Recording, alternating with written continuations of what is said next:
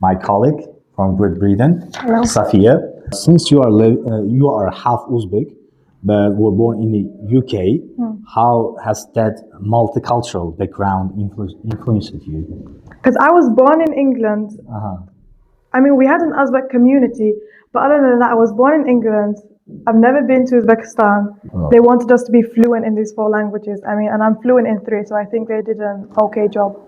When I came here, I mean, the first thing I was really happy about was the coffee shops, and the second was, I guess, the trees everywhere. Hello everyone, welcome to my channel. Today I'm just planning to have interview with my colleague from Great Britain, Hello. Safiya. Yeah. Safiya, thank you for accepting my invitation. Of course. Let's start. I have some questions. I prepared beforehand these questions. Okay, let's start. I just want to know, can you tell us a little bit about yourself and your background growing up in UK? Okay, so I was born in the city of Bradford in England, and I was raised there for the first, I would say, like 6-ish years of my life. And then we moved to Saudi, and ever since then it was kind of a back and forth. So the one thing that my parents failed to give me in my childhood, and even now, was consistency. There was a lot of moving around, and we call ourselves nomads, but yeah, that's basically it. Okay. Yeah. The second question, I think, since you are half Uzbek, but were born in the UK, how has that multicultural background influenced you? I never really understood I was Uzbek until I came here for the first time, Really? which was in 2019. Because I was born in England. I mean, we had an Uzbek community, but other than that, I was born in England. I've never been to Uzbekistan. I mean, I've heard about it, but when I tell people that, like, Pakistan, so I didn't have that strong of an identity, and I still don't. But my grandparents used to come occasionally, and now my aunties come sometimes, but I guess it helped in a way. I mean, when people ask me where I was from, even since I was a child, I would always be confused about what to say. So then I would just not say anything. This means that your parents just even didn't mention that you are Uzbek? No, they spoke only Uzbek to us. In the house, there was like a kind of rule, no speaking English. Really? Yeah. And they raised us really well, in my opinion, on education. Like, they made us watch cartoons in Russian, and then they made us read and write in Arabic, then they made us speak English and Uzbek. They wanted us to be fluent in these 4 languages. I mean, and I'm fluent in 3, so I think they did an okay job. Oh my gosh, yeah. The question is about languages. The next question is, okay, what languages do you speak and how did you learn Turkish, Arabic, Russian, and Uzbek? Actually, I heard that you know all of these languages. Am I right? Yeah, so I know English as my first language. I can read, write, speak, listen, no problem. And then for Arabic, I can read and write and speak and listen as well. I would say maybe I can speak an 8 out of 10, like I can get along fine. For Turkish, again, it's like a 7 or 8 out of 10. I can get around fine in Turkey. For Uzbek, I thought I was pretty confident in my Uzbek abilities. Like, I was like, I know Uzbek so well. And then I came here and got humbled. Really? Everyone's laughing at my Uzbek. Okay. And yeah, I know English, Arabic, Uzbek, Turkish fluently. And then I'm in the process of learning Russian and Spanish. Spanish? You Yeah. mean Spanish? Oh, I know that you know Russian, but I didn't know that you are learning Spanish. I don't say I know Russian because I don't think I know it. I'm in the process of learning it. But you understand? Barely. Okay. Next question is, what motivated you to come Uzbekistan and teach at Opus School in Fergana? I mean, I've always loved teaching, and I've been teaching for the past 5 years. What motivated me most was, I guess, a challenge. I really like challenges, not knowing whether I can overcome them or not. And honestly, I was just bored. I just wanted change. Yeah, changes, yeah. Challenges, yeah. Change and challenge. I can't stay still. Great. What was your first impression of Fergana when you arrived? My first impression was that it was vastly different than my village, than my qshlaq. Yeah. Because my grandparents live in a village, like a complete village. I always get an immense culture shock when I'm there. When I came here, I mean, the first thing I was really happy about was the coffee shops. And the second was, I guess, the trees everywhere. Oh my God. Coffee shops, yeah. Yeah. Right. Okay, what about people? I like the kids. Only kids. Okay. How is teaching in Uzbekistan different from teaching in UK? In what do the you think? UK, it's way more strict. Like, for example, you're not allowed to hug the kids out in the workplace. They have strict guidelines. I guess it's to protect the kids, but sometimes it's just too much. But it's because they care a lot about the welfare of the children, like the CPS. As a teacher, if you even suspect that there's abuse going on at home, you are legally bound to call CPS, whether or not there's actually abuse going on at home. If you don't, there will be legal charges against you. Here, it's more set back, and like, that's a good thing, but also a bad thing, because like, if you have a child who's being enduring abuse, you can't do anything about it. There's no services. There's no, for example, child protection services. There's nothing you can do to help them, and it's really depressing being in such a helpless state. My parents do this in order to just be, I don't know, how can I say, make their behavior better, maybe, I don't know, maybe. Yes, but there are other ways. Like I always say, even if your child burned the house down, you still have no right to lay a finger on them. When you decided to be a parent, you are taking on the responsibility. You should be mentally prepared for it. If you think you are not ready to bring up a child, then just don't have kids. It's that simple. This means that you are against this kind of things, yeah? Like Obviously, you are called abuse. But I I'm think in 100 Uzbekistan, it's not abuse. It's my opinion. I just It's wanna know your 100% opinion. abuse. Just because you don't say it's abuse doesn't mean it's not. Okay. And it has tremendous effects on the kids as well, side effects. Like for some kids here, if you just like raise your hand, they flinch.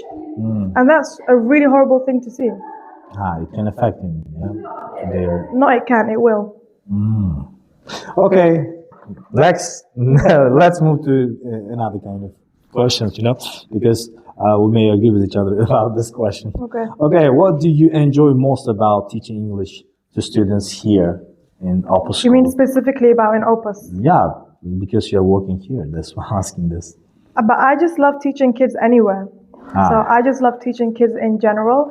I think teaching adults is boring. I think teaching kids is very it helps you reach your inner self, agape and stuff.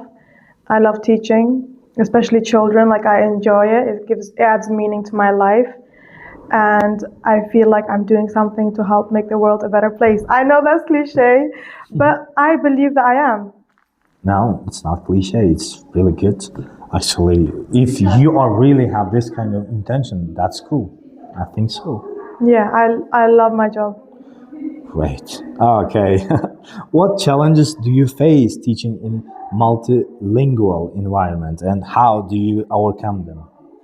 So many. I don't even know where to start, bro. Like, first of all, I guess just having the kids understand without talking in Uzbek. That's the main challenge. Yeah.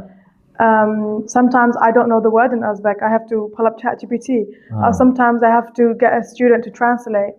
Yeah. Those are some of the challenges. And sometimes I just don't want to learn. Yeah, actually, I just wanted to ask this question, It's kind of, I don't know, maybe, how can I explain? It's kind of miracle for me, You are just entering to the room, talking in English, and they understand. But sometimes you just spoke Uzbek in a way. Yeah, I mean, there's no iloja. Yeah. I have to. Okay. Yeah. But I saw that every lesson you just spoke in English. And Not they 100%. understood, yeah? Not 100%. I saw like that. For the 1B, 1A, I can speak completely in English because their topics are easy. For example, but for 3A, like the topic I was teaching, the wolf, the duck, and the mouse, I can't explain the points of them in English. It's more advanced, right? Yeah, Do you agree? Sure. Yeah, I agree. Really. Yep. Okay.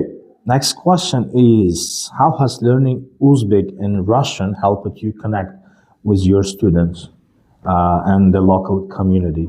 Because in Uzbekistan, our native language is Uzbek, but kind of second language is Russian. I mean, there's also like Tajik, right? And yeah, Farsi like spoken. this, yeah. That's why. How helped you the learning Russian and Uzbek? Well, I think it just helped me connect with people more, specifically in the way that through humor, because whenever I speak, they start laughing, and I guess it bonds us. Wow. They just start laughing. Honestly, at first I used to be like, okay, it used to piss me off, but now I'm okay with it. You just got upset from them? No, I didn't get upset. It just pissed me off every time they're like, "Where are you from?" And I was like, "Am I not Uzbek?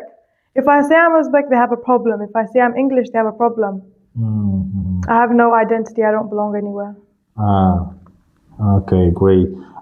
Maybe it affected to your kind of pronunciation. Maybe, for example, you worked in different countries. Yeah. You mentioned about that. That's why I just want to know. But I think your kind of, how can I say, accent and pronunciation is a real British accent. I think that's why I just want to know. I can talk in a British You think accent. like this. You think like this. That's why I just want to know. No, like if I want to talk in a British accent, I can talk like this. Like this is how it used to be before.